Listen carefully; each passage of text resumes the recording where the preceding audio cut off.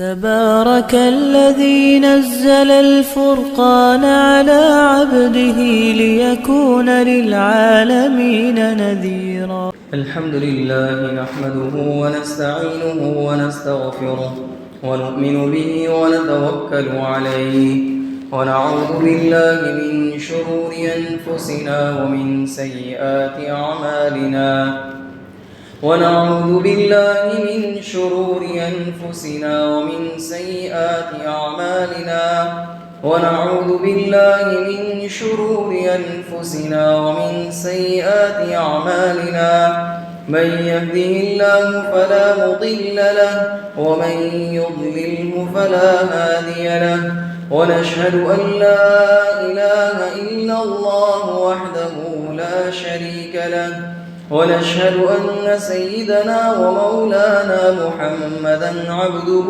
ورسوله صلى الله عليه وعلى آله وأصحابه وبارك وسلم تسليمًا كثيرًا كثيرًا. أما بعد فأعوذ بالله من الشيطان الرجيم. بسم الله الرحمن الرحيم. لله ما في السماوات وما في الأرض وإن تبدوا ما في أنفسكم أو تخفوه يحاسبكم به الله فيغفر لمن يشاء ويعذب من يشاء والله على كل شيء قدير. صدق الله العظيم.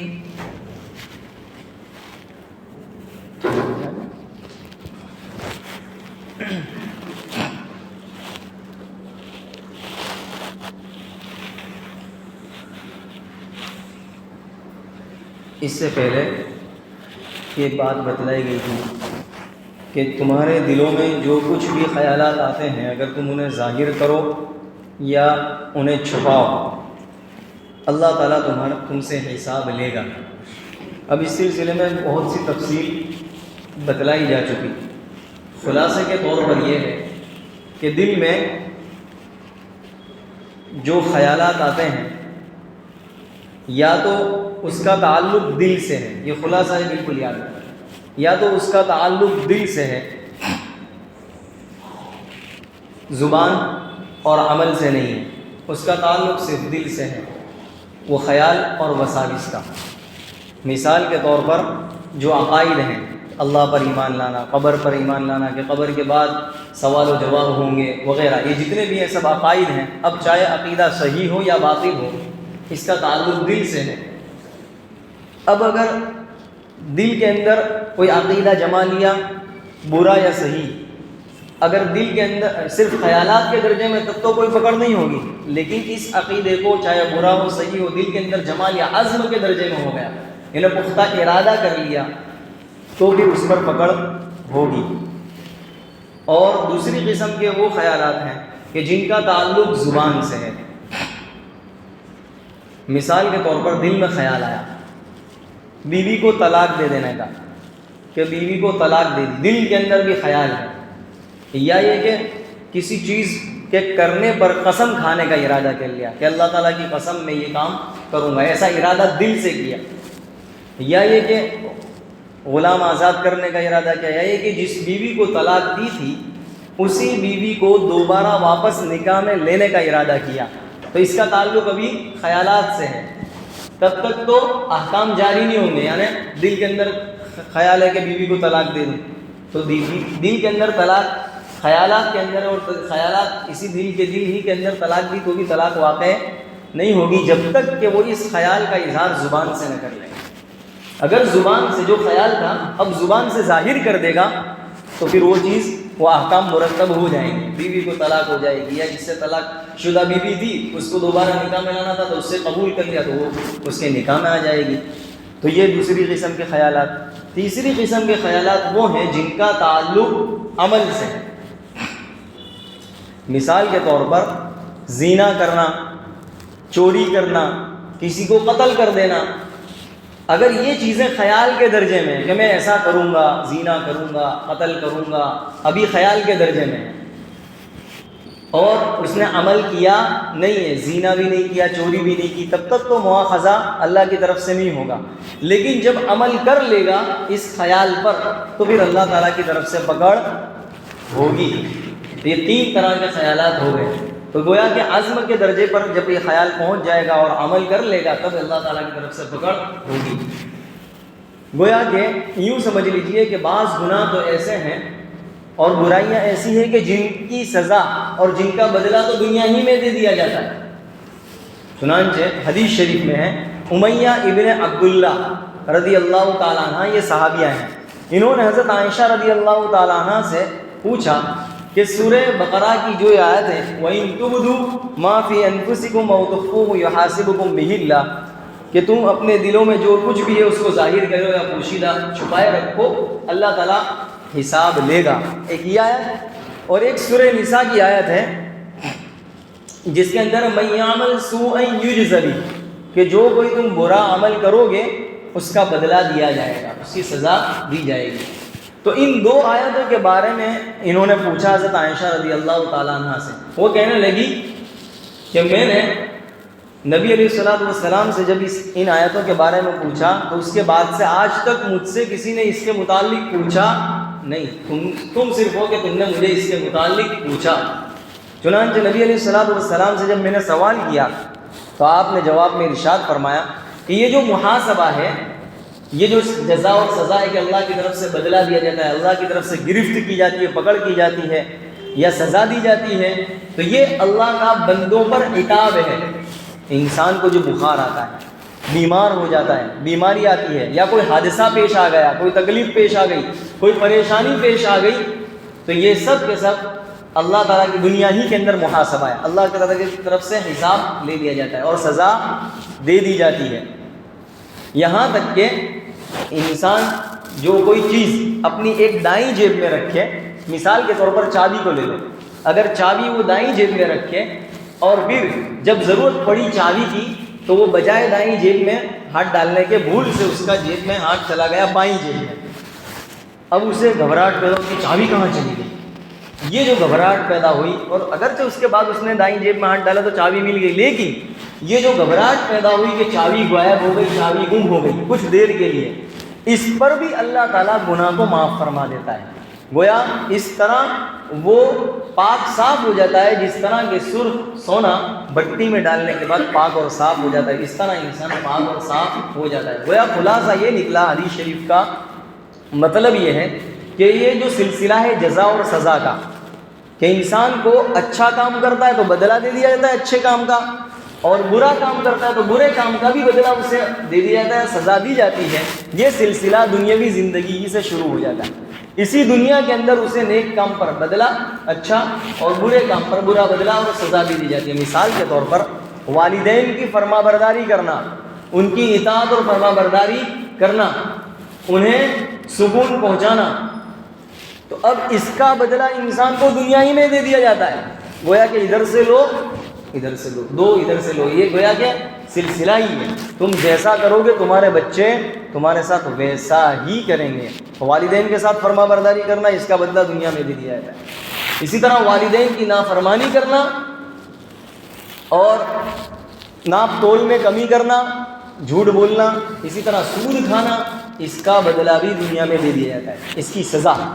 گویا کہ یہ جو سزائیں دی جاتی ہیں، یہ سزا ان گناہوں کا کفارہ بن جاتی ہے، انسان پاک اور صاف ہو جاتا ہے، معاملہ صاف ہو جاتا ہے۔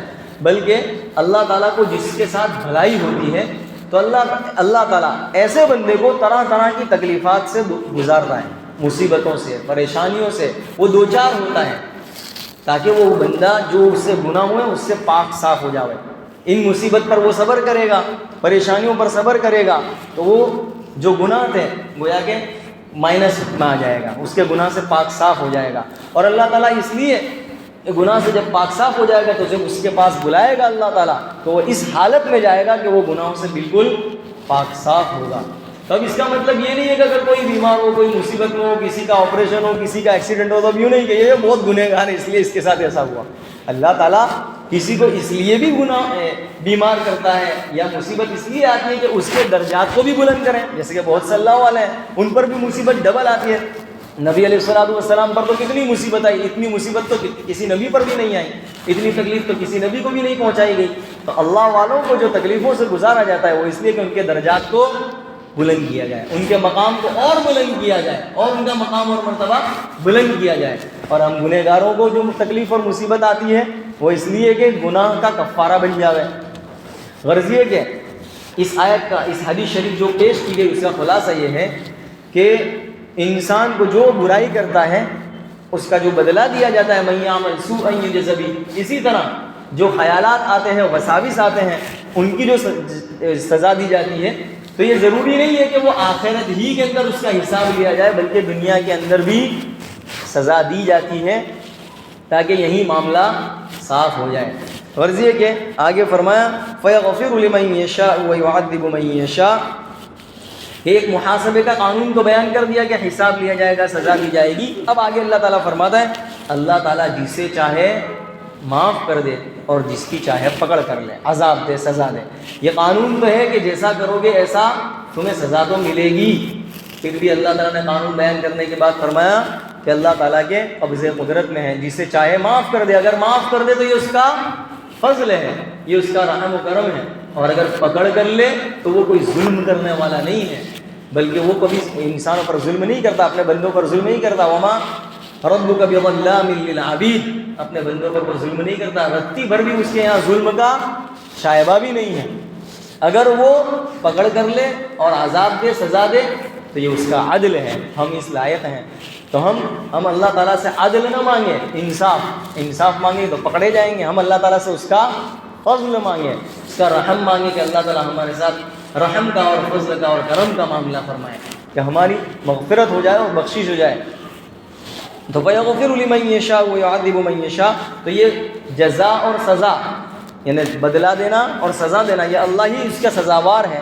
کیوں؟ وَاللَّهُ عَلَى كُلِّ شَيْءٍ قدیر، کہ اللہ تعالیٰ ہر چیز پر قدرت رکھتا ہے، ساری چیز اس کے قبضے قدرت میں ہے، سب کے سب یہ کائنات اسی کی ہے، یہ بندے بھی اسی کے پیدا کردہ ہیں۔ وہ اپنی کائنات میں جو تصرف کرنا چاہے کر سکتا ہے، کوئی اسے پکڑ نہیں سکتا۔ اگر کسی کو بخش لے تو کوئی اس کو پوچھے گا نہیں تو نے کیوں بخش دیا، اگر وہ کسی کو پکڑ لے تو کوئی پوچھنے والا نہیں ہے کہ تو نے اسے کیوں پکڑ لیا۔ لا يسأل عما يفعل وهم يسألون، اللہ تعالیٰ سے کوئی سوال نہیں ہوگا، سوال ہم سے ہوگا۔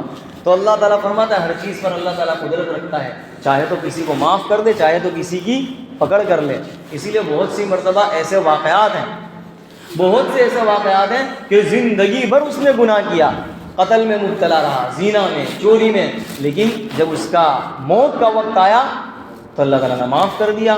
اب دیکھنے والا ایسے کئی واقعات ہیں، زندگی پوری اس کی نافرمانیوں میں گزری، اللہ تعالیٰ کی نافرمانی میں اور گناہوں میں، لیکن جب موت آئی تو پاکی کی حالت میں اللہ تعالیٰ کے ساتھ ملاقات، اس طرح کے ولی اللہ تعالیٰ نے ولی بنا کر اسے اپنے پاس بلایا۔ تو ایسے بھی واقعات ہیں بہت سے۔ آگے فرمایا آمن الرسول بما انزل الیہ من ربہ والمؤمنون، جیسے کہ اس سے پہلے بتلایا گیا کہ جب یہ آیت کریمہ نازل ہوئی وَإِن تُبْدُوا، کہ جو خیال تمہارے دلوں میں ہیں چاہے تم چھپاؤ یا ظاہر کرو پکڑ کی جائے گی۔ تو حضرات صحابہ کرام کو تشویش ہوئی تھی اس سلسلے میں کہ اگر ایسا ہوا تو ہم کامیاب کیسے ہوں گے۔ نبی علیہ السلام سے پاس گئے اور کہنے لگے کہ یا رسول اللہ اگر ایسا ہوا تو ہم پکڑے جائیں گے۔ حالانکہ اس کا مطلب تو بتلا دیا گیا کہ وہ خیالات پر عمل پکڑ ہوگی جس پر عمل، جس کا اظہار زبان سے کرے یا عمل سے کرے، لیکن بظاہر اس کا مطلب تو یوں نکلتا ہے کہ چاہے خیال جیسا بھی آوے۔ اس کا مطلب بظاہر صحابہ نے یہ سمجھا، اس لیے انہوں نے نبی علیہ السلام سے پوچھا تھا۔ تو جب یہ اس تشویش کا اظہار نبی علیہ السلام کے پاس کیا تو آپ نے کیا فرمایا تھا؟ تمہیں تو چاہیے کہ جب اللہ کی طرف سے کوئی حکم آ جائے تو سر جھکا لینا چاہیے، تم اس طرح نہ جواب دو جیسا موسیٰ کی قوم نے جواب دیا کہ سمعنا وعصینا، کہ ہم نے سن لیا لیکن ہم مانیں گے نہیں، ہم عمل نہیں کریں گے۔ تمہیں ایسا نہیں کرنا چاہیے، بلکہ تمہیں تو کیا کہنا چاہیے؟ سمعنا واطعنا غفرانک ربنا، یہ کہنا چاہیے۔ چنانچہ صحابہ کرام نے نبی علیہ السلام کے اس ارشاد پر، آپ کے کہنے پر، انہوں نے بھی سمعنا واطعنا کہا کہ ہم نے بھی اللہ کے حکم کو سنا اور ہم مانتے ہیں، ہم عمل کریں گے۔ اور اس طرح کی اور اسی طرح جو بھی حکم آتا جیسا کہ آگے آ رہا ہے تو وہ اسی طرح کہا کرتے تھے۔ تو اللہ تبارک و تعالیٰ کو صحابہ کا یہ کہنا اللہ تعالیٰ کو بہت پسند آیا، اس پر اللہ تعالیٰ نے اس آیت کریمہ میں ان کی تعریف کی ہے اور ان کی اطاعت اور فرما برداری کو بیان کیا ہے کہ کیسے مطیع اور فرما بردار تھے. اسی کو یہاں پر بیان کیا آمن الرسول بما انزل الیہ من ربہ والمؤمنون، کہ جو چیز نبی علیہ السلام کی طرف رب کی طرف سے نازل ہوئی اس پر رسول بھی ایمان لائے اور مومنین یعنی صحابہ کرام بھی ایمان لائے. تو یہاں ان کی تعریف کی گئی کہ یہ لوگ مطیع اور فرما بردار تھے اور یہ ان کا ایمان ان کے قلوب میں پختہ تھا، مضبوط تھا، ان کے دل ایمان سے بھرے ہوئے تھے، ایمان کے نور سے بھرپور تھے. اب دیکھیے حضرات صحابہ کرام کو دیکھیے کہ بظاہر جیسا بھی عمل ہوتا لیکن وہ یہ نہیں کہ تعویلیں کرتے کہ ہم سے نہیں ہوگا، جیسے ہی کہا گیا تو فوراً مان لیا. وہ تعویلیں نہیں کرتے کہ ہم سے تو یہ نہیں ہوگا، ماحول بڑا عجیب ہے، گھر کا ماحول بڑا عجیب ہے اور ایسا تو نہیں ہو سکتا، اس پر تو عمل میرے لیے دشوار ہے، مشکل ہے، کچھ سال بعد دیکھیں گے یا بچے بڑے ہوں گے تو دیکھیں گے. جیسے کہ ہماری جو تعویلیں ہوا کرتی ہیں تو ان کی ایسی تعویلیں نہیں ہوا کرتی تھی. حالانکہ اگر آپ وہ دور دیکھیں صحابہ کرام کا اور یہ دور دیکھیں بڑا فرق ہے. وہ دور تو بڑا عجیب و غریب تھا، زمانہ جاہلیت کا دور تھا اور ایسے لوگ تھے کہ کوئی حکومت کرنے کے لیے تیار نہیں تھا، ایسے لوگ تھے. تو ان کا زمانہ تو کتنا برا، کتنا خطرناک، ایسا زمانہ اور ایسا ہمارے یہاں ماحول نہیں ہے. پھر بھی ہم 25 جو بھی تعویل کر سکتے ہیں تعویل کر لیتے ہیں اور ہم اپنی عقل سے یوں سوچتے ہیں کہ میں جو راستہ اختیار کرتا ہوں بس یہی صحیح ہے. اللہ کے رسول کا راستہ بتلایا ہوا تھوڑا مشکل ہے، اس پر عمل کریں گے تو پھنس جائیں گے، اس پر عمل کریں گے تو تکلیفیں آئیں گی، پریشانیاں آئیں گی. بس تو ہم اپنی عقل دوڑا کر اپنی عقل کا راستہ اختیار کرتے ہیں یہ سمجھ کر کہ میں یہ راستہ اختیار کروں گا تو اچھائیاں آئیں گی اور میں مصیبت جو آ رہی ہے بظاہر اس سے میں بچے جاؤں گا اور راحت اور چین سکون کی زندگی گزاروں گا. ادھر سے سود لے لیا، سودی لون لے لی، یا یہ کہ جتنے بھی جھوٹ بولنا تھا جھوٹ بول دیا، دغا دینا تھا دغا دے دیا، دھوکہ دینا تھا دھوکہ دے دیا. تو اپنی عقل کا ایک راستہ اختیار کر لیا اور یہ سمجھ کر کہ چین سکون ملے گا، لیکن بجائے ہوتا یہ ہے کہ اس راستے میں اسے چین سکون تو کہاں نظر آتا. اسی لیے انسان ایک جھمیلا، بعض مرتبہ بہت سے لوگ کہتے ہیں ایک جھمیلا تو ختم ہوتا نہیں ہے، 4 جھمیلے مزید آ جاتے ہیں. کیوں؟ اس لیے کہ تو نے اپنی عقل سے یہ راستہ اختیار کیا چین سکون سمجھ کر، تو اس میں تو چین سکون رکھا ہی نہیں ہے اللہ تعالیٰ نے. اللہ تعالیٰ جانتا ہے کہ بندے کا چین سکون کس طرف ہے، کس راستے کی طرف ہے. اللہ نے ہمیں پیدا کیا تو پیدا کرنے کے بعد اسے معلوم تھا کہ بندہ کے لیے کون سی چیز مناسب ہے اور کون سی چیز مناسب نہیں ہے. وہ کس راستے پر چلے گا تو اسے راحت اور چین سکون ملے گا اور کس راستے پر چلے گا تو چین سکون نہیں ملے گا. یہ اللہ تعالیٰ جانتا تھا، تبھی تو اس نے ایک راستہ دیا اور نبی علیہ السلام نے وہ راستہ بتلا دیا. لیکن ہم ہیں کہ اس راستے میں ہم یہ سمجھ کر چھوڑ دیتے ہیں کہ اس میں پریشانیاں ہیں، مصیبت ہے. لیکن انسان راستہ تو اختیار کرے. حضرات صحابہ کرام کو دیکھیے کہ ایک نہیں جتنے بھی اعمال تھے جب بتلا دیا جاتا کہ یہ اس طرف چلنا ہے، آمنا وصدقنا، اپنی عقل کے گھوڑے نہیں دوڑاتے تھے. نتیجہ کیا ہوتا تھا؟ کامیابی کو وہ پا لیتے تھے. بظاہر مشکلات کا سامنا کرنا پڑتا تھا لیکن اس کے بعد آسانیاں آتی تھی. اور ہمارا حال یہ ہے کہ مشکلات کا سامنا کرنے کے لیے تیار نہیں ہے. بس پہلے ہی سے ہم ایسا عمل چاہتے ہیں کہ بس ایسا فارمولہ اور ایسا وظیفہ بتا دو کہ دوسرے دن ہم پڑھیں، پہلے دن دوسرے دن خزانے نکل جائیں، تکلیف کا سامنا ہی نہ کرنا پڑے. ایسا تو ہونے والا نہیں ہے. اگر ایسا ہوتا تو نبی علیہ السلام کو بھی اتنی تکلیفیں نہ اٹھانی پڑتی، دندان مبارک شہید نہ کرنے پڑتے، آپ کے پیر مبارک پر خون جو زخم آئے وہ بھی نہ اٹھانے پڑتے. اسی طرح مختلف بدن پر کتنی آپ نے تکلیفیں اٹھائی اور قربانیاں دی، یہ سب نہ کرنا پڑتا. اسی طرح حضرات صحابہ کرام کے بے شمار واقعات ہیں کہ انہوں نے قربانیاں دی، اس کے بعد فراوانی آئی. اور ہمارا حال بس پہلے دن سے وظیفہ، پہلے دن سے ایسا عمل کہ دوسرے دن تو یوں جبرائیل ہاتھ ملانے کے لیے آ جانا کہ تیرے جیسا تو بندہ ہی کوئی نہیں ہے. تو ہمارا حال بڑا عجیب غریب ہے. اس لیے ہمیں حضرات صحابہ کرام جیسا بننا چاہیے. یعنی ہمیں نبی علیہ السلام نے جو راستہ بتلا دیا، آمنا وصدقنا، ہمیں یہ بنی اسرائیل کی طرح جواب نہیں ہونا چاہیے. سمعنا وعصینا، سن تو لیا، سمجھ میں بھی آتی ہے، کھوپڑی میں بھی آتی ہے، لیکن عمل میں عمل نہیں ہو سکتا. وہ معاملہ تھوڑا بچھک جائے گا، لڑائی جھگڑا ہو جائے گا. کیسے ہو سکتا ہے؟ اللہ تعالیٰ نے ایک راستہ دیا، اب ہمیں چاہیے کہ ہم اسے اختیار کریں. بظاہر شروع میں پریشانیاں تو آئے گی, رکاوٹیں تو آئے گی, لیکن آدمی جب آگے جائے گا تو رکاوٹیں ختم ہوتی جائے گی. اس رکاوٹ کو دیکھ کر رک نہ جائے, بلکہ اور آگے بڑھے اور آگے بڑھے, تو انشاءاللہ وہ راستے کھلتے ہوئے نظر آئیں گے. اس لیے حضرت صحابہ کرام کی دیکھیے یہاں پر تعریف کی گئی. اور دیکھیے دوسری بات کہ نبی علیہ الصلوۃ والسلام کا بھی ذکر کیا ساتھ میں. جہاں صحابہ کی تعریف کی کہ صحابہ ایمان لائے, تو نبی علیہ الصلوۃ والسلام کا بھی ذکر کیا, جس کی وجہ سے صحابہ کی شان اور بلند ہو گئی. اس لیے کہ انسان دنیا میں بھی چاہتا ہے, جب دنیا میں حال یہی ہے کہ انسان چھوٹا موٹا ہوتا ہے, اگر کسی سے بڑے سے ملاقات ہو جاتی ہے, وہ اسی صاحب کے ساتھ ملاقات ہو گئی, ان کے ساتھ بیٹھا تو تصویر کھینچ لو تاکہ اسٹیٹس پہ رکھنے کی سمجھ پڑے, تاکہ لوگوں کو پتہ چلے کہ میرا مقام میرا مرتبہ کہاں ہے, کہ وہ اسی صاحب سے بھی ملاقات میری ہو چکی ہے, اور فلاں بڑے بڑے صاحب پی ایم سے بھی ملاقات ہو گئی ہے, دیکھو تصویر. اسی لیے بہت سی دکانوں کے اندر بھی ایسے پوسٹر دکھنے ملیں گے مودی کے ساتھ فوٹو تصویر کشی والے, تو وہ اس کو فخر سمجھتے ہیں کہ ہمارا یعنی ہماری پہنچ یہاں تک کی ہے, پی ایم مودی تک کی ہماری پہنچ ہے, اس سے آدمی فخر کرتا ہے. تو اللہ تبارک و تعالیٰ نے صحابہ کا جہاں ذکر کیا, وہاں نبی علیہ الصلوۃ والسلام کا بھی ذکر کر دیا, جس کی وجہ سے صحابہ کی شان اور بلند ہو گئی. اسی لیے حضرت مولانا اشرف علی تھانوی رحمۃ اللہ علیہ وہ فرماتے ہیں کہ اس آیت کریمہ میں صحابہ کرام کے ساتھ رسول اللہ صلی اللہ علیہ وسلم کا جو ذکر کیا, اس سے یہ بات واضح ہو گئی کہ صحابہ کرام بھی رسول اللہ صلی اللہ علیہ وسلم کی طرح ایماندار تھے, کہ صحابہ کے ایمان بھی نبی علیہ الصلوۃ والسلام کے ایمان کے ساتھ ملے ہوئے تھے. اگرچہ نبی علیہ الصلوۃ والسلام اور پیغمبر کا ایمان اکمل درجے کا, اس لیے کہ ان کے ایمان کے مقابل تو کوئی کر نہیں سکتا, ان کا ایمان اوپر درجے کا, اکمل درجے کا, اور صحابہ کرام کا ایمان کامل درجے کا, لیکن پھر بھی دونوں کے ایمانوں کو ملانے سے صحابہ کی شان اور ان کے مقام اور ان کے مرتبے کا پتہ چلتا ہے کہ ان کا مقام کتنا بلند تھا. غرض یہ کہ یہاں پر صحابہ کرام کی تعریف کی گئی, اور اس کے بعد آگے کی آیت کے اندر کل آمن باللہ و ملائکتہ و کتبہ, کہ صحابہ کن کن چیزوں پر ایمان لائے جن پر ہمیں بھی ایمان لانا ہے, اسی کو آگے بیان کیا ہے. انشاءاللہ اسے آئندہ بتلایا جائے گا.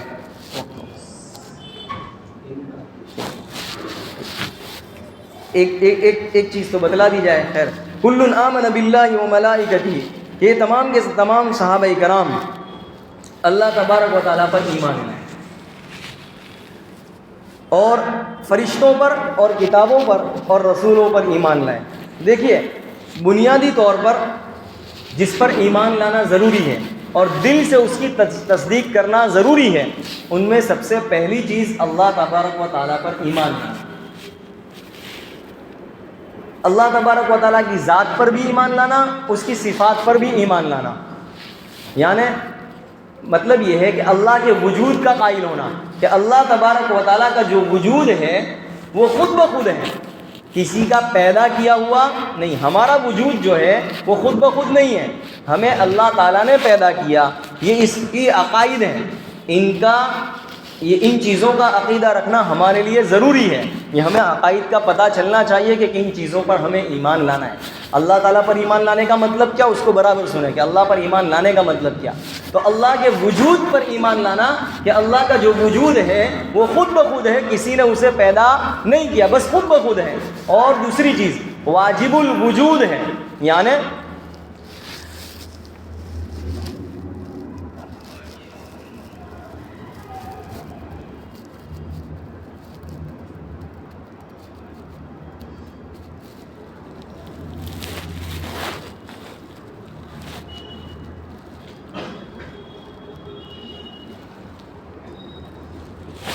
تو اللہ مطلب یہ ہے کہ اللہ تعالیٰ نے جن جن چیزوں کو پیدا کیا ہے وہ سب اسی کی پیدا کردہ ہے, اور اس نے کسی کو اور کسی نے اسے پیدا نہیں کیا. دوسری بات کہ وہ تمام صفات کا جامع ہے, تمام صفات کمال کو جامع ہے, تمام صفات کمال اس میں پائی جاتی ہے. اب یہ صفات کمال کیا ہے, اس کا تذکرہ آگے آئے گا. اور پھر وہ تمام نقص سے, نقصان سے, زوال سے پاک ہے. یعنی جتنی بھی نقصان والی چیزیں ہیں ان تمام نقصان والی اور عیب والی چیزوں سے وہ پاک ہے. وہ ہمیشہ سے ہے اور ہمیشہ رہے گا, اس پر کبھی زوال نہیں آئے گا. انسان ہے کہ انسان پر تو زوال آتا ہے، انسان کچھ سال کے لیے 60 سال 50 سال پھر وہ ختم ہو جائے گا، لیکن اللہ تبارک و تعالی ہمیشہ سے ہے اور ہمیشہ رہے گا۔ اب یہ کہ اللہ کا نام کیا ہے، تو اللہ کا نام اللہ ہی ہے، اس کا ذاتی نام، اللہ کا ذاتی نام اللہ ہے۔ جب اللہ کہا جاتا ہے تو اس میں یہ ساری چیزیں آ جاتی ہیں، تو اس کا وجود خود بخود ہے اور وہ واجب الوجود ہے، یعنی اس نے تمام، اللہ تبارک و تعالیٰ نے تو تمام کو بنایا، لیکن اللہ تعالیٰ کو کسی نے نہیں بنایا، پیدا نہیں کیا، اور وہ ہمیشہ سے اور ہمیشہ رہے گا، اور تمام صفات کمال اس میں پائی جاتی ہے۔ اب یہ صفات کمال کیا ہے، انشاءاللہ اس کا ذکر آئندہ کیا جائے گا۔ اللہ تبارک و تعالیٰ مجھے اور آپ کو عمل کی توفیق عطا فرمائے۔ سبحانک اللہم و بحمدک و تبارک اسمک و تعالی جدک و لا الہ غیرک۔ اللهم صل على سيدنا ومولانا محمد كما صليت على ابراہیم وعلى آل ابراہیم انك حمید مجید۔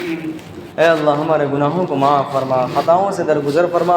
اے اللہ یقیناً ہم گنہگار ہیں، خطا کار ہیں، قصوروار ہیں۔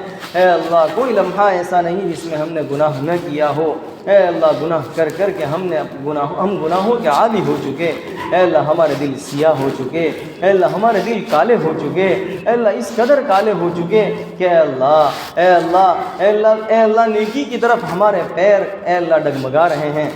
اے اللہ نیکی کی طرف اے اللہ ہمیں نیکی کرنا ہے، دل اکتا جاتا ہے، اے اللہ دل اچاٹ ہو جاتا ہے۔ اے اللہ ہمارے دلوں کو پاک اور صاف فرما دے، مجلہ اور مزکہ اور مصفہ فرما دے، اپنی محبت سے بھر دے۔ اے اللہ اپنی محبت سے بھر دے۔ حضرات صحابہ کرام کے دلوں میں اے اللہ جیسی محبت تھی، اے اللہ اس کا کچھ شمائی ہمیں عطا فرما دے۔ اے اللہ ہم میں بھی ایسی محبت عطا فرما دے، ایسا جذبہ عطا فرما دے، اے اللہ ایسا عشق عطا فرما دے، اے اللہ ایسا یقین عطا فرما دے جیسا صحابہ کرام کو یقین تھا۔ اے اللہ ایسا یقین ہمارے قلوب میں پیوستہ فرما دے۔ اے اللہ ایسا یقین کہ جو ہمیں عمل کے لیے آمادہ کر دے۔ اے اللہ ایسا یقین عطا فرما دے۔ اے اللہ شکوک اور شبہات سے ہماری پوری حفاظت فرما۔ اے اللہ ایمان سے اے اللہ دل ڈگمگا جائے، اس سے ہماری حفاظت فرما۔ اے اللہ فتنوں کے شکار ہو جائیں، اس سے ہماری حفاظت فرما۔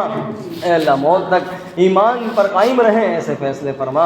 اے اللہ اس حالت میں موت عطا فرما کہ اے اللہ اس حالت میں موت عطا فرما کہ تیرا اور تیرے بندوں میں سے کسی کا کوئی واجب الادا حق ہم پر باقی نہ رہ گیا ہو۔ اے اللہ اس حالت میں موت عطا فرما۔ اے اللہ تو ہم سے راضی ہو، ہم تجھ سے راضی ہوں۔ اے اللہ مدینہ المنورہ ہو، مسجد نبوی ہو، سجدے کی حالت ہو، سعد اجابت ہو، اے اللہ جمعہ کا دن ہو، ایسی موت عطا فرما۔ اے اللہ ایسی موت عطا فرما، ایسی موت عطا فرما۔ اے اللہ دنیا بکتے دنیا سے جانے سے ہماری پوری حفاظت فرما۔ اے اللہ جو پریشان حال ہیں ان کی پریشانیوں کو دور فرما۔ اے اللہ جو ضرورت مند ہیں ان کی ضرورتوں کو اپنے خزانہ غیب سے پورا فرما۔ اے اللہ جو مقروض ہیں ان کے قرضوں کی ادائیگی کی شکلیں پیدا فرما۔ اے اللہ اے ہم موجود تیرے بندوں میں سے جس کی جو نیک اور جائز مرادیں ہیں، تمنا ہیں، اے اللہ جس کو تو خوب جانتا ہے، اے اللہ اپنے خزانہ غیب سے ان کی نیک جائز مرادوں کو اپنے خزانہ غیب سے پورا فرما۔ اے اللہ کسی کا سوالی نہ بنا، نہ زبان کا نہ دل کا سوالی بنا۔